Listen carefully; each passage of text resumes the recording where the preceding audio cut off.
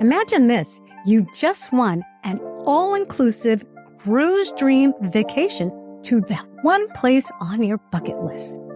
The only catch here is that you can only bring 5 things with you on this amazing dream vacation. What would those things be? This trip is a chance for you to unwind, relax, recharge, and get ready to face 2025 head on and make the most amazing year. I'm going to be really honest with you. This is really hard for me because I've always traveled with my family, and it's really hard for me to think about relaxing without them. But since I can't bring them, I'll have to bring a couple of pictures that I can display in my room so that I can always see them. Another thing that would help me feel comfortable is my comfy clothing. And I'd probably bring different types of clothing, makeup, shoes, jewelry, because you never know what kind of activities could take place on this cruise. And because I can't seem to turn my thoughts off, I'd have to bring my laptop, a portable tripod, and wireless mics because you never know who I could meet.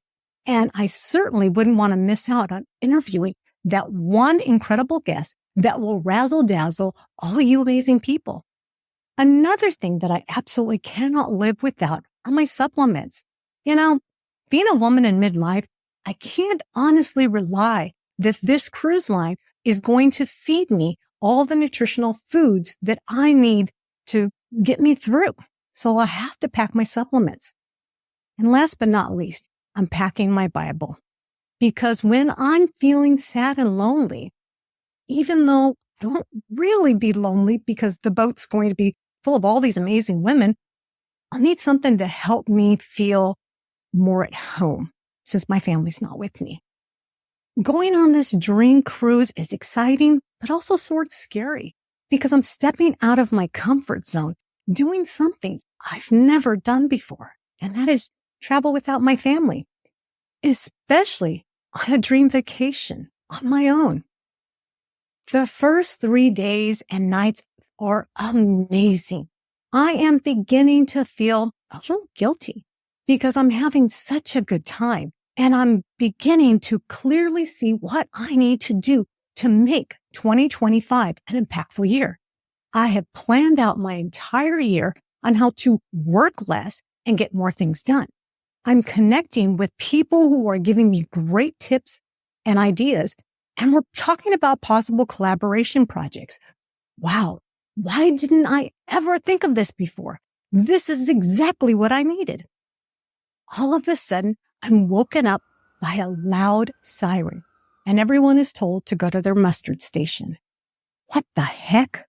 I quickly grab my things and my life jacket and head to my mustard station.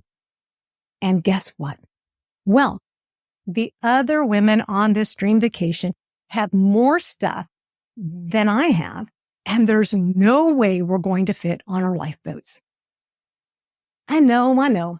In a situation like this, you're not supposed to grab your personal belongings, but let's just pretend for the sake of this exercise that me and the other guests brought our personal belongings with us. As I look through my suitcase, I decide I'll have to get rid of my clothes, makeup, shoes, jewelry, and return to my lifeboat. I'm told I need to get rid of more stuff. So I pull out my laptop, portable tripod, and wireless mics. Still not enough. I need to get rid of more stuff. I toss out my supplements. That's still not enough. I'm stuck having to choose between my family photos and my Bible. I'm really torn because what would I tell my family if I don't return with their photos? I look at my Bible, which has been by my side for many years and has helped me overcome many obstacles through my young and midlife years. So I leave my family photos behind and board the lifeboat. So you might be wondering, why am I sharing this story with you?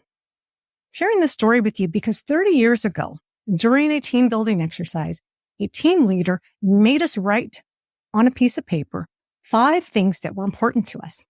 Then we were told to choose what belongings we needed to offload to ensure our lifeboat would not sink with all the other guests.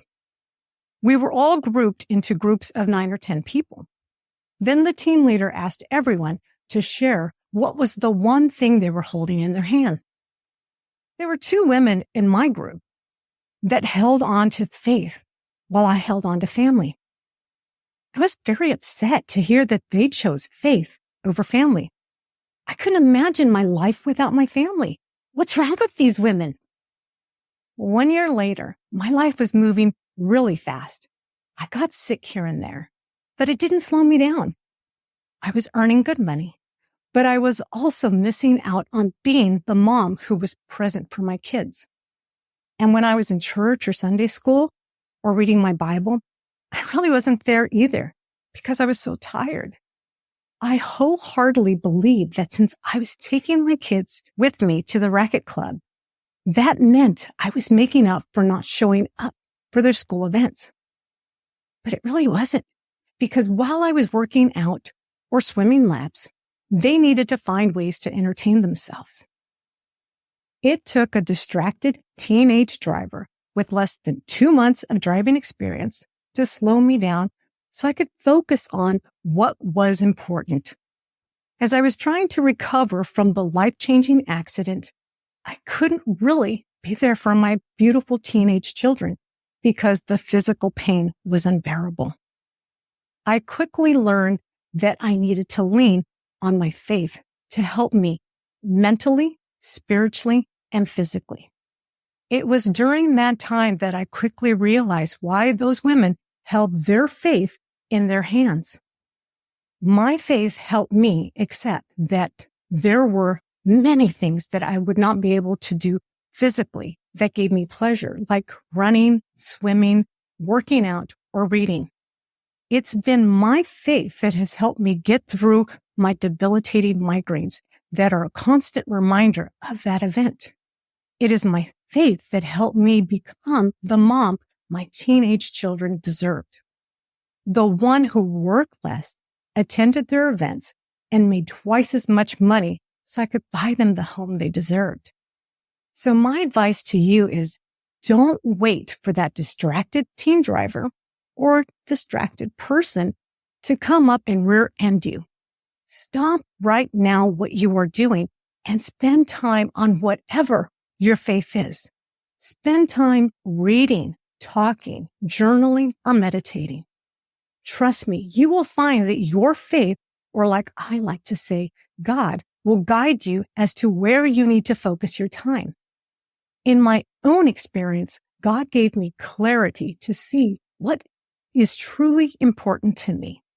Life became easier for me aside of my physical pain that became part of my normal everyday life. But it has been my faith that has allowed me to accept my limitations and embrace it as a gift because it made me learn more about myself, my family, and become the woman I am today. After you spend time with God or your faith, connect with your spouse, family, or friends because our time with those we love is very limited. And let's not forget about your health. Make sure you are taking care of your body. Get your annual physical, mammogram, cervical cancer screening, colonoscopy. And by the way, the American Cancer Association recommends a regular screening at least by age 45. Get your eyes checked. And most of all, make sure you are getting at least 30 minutes of any kind of physical exercise. If you can do more, great. Add some strength training, even better.